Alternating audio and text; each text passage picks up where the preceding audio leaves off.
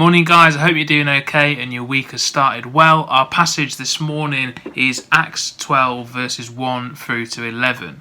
And in this story it's really interesting because we see that some of the disciples have been arrested by Herod, and as we find out in chapter 2, he has James, the brother of John, killed by the sword. Whereas the rest of the story goes on to talk about Peter, who's also arrested, is helped by an angel to be freed from prison.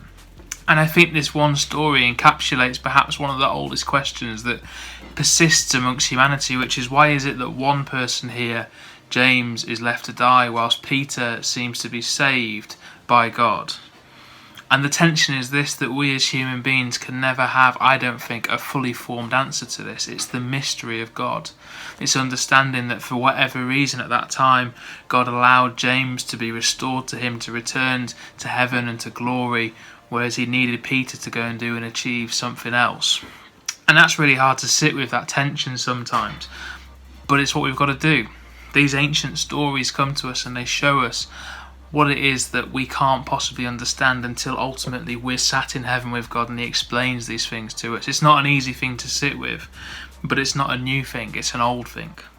Anyway, that's the thought that struck me. I'd love to know what stood out to you, and I'll see you all tomorrow.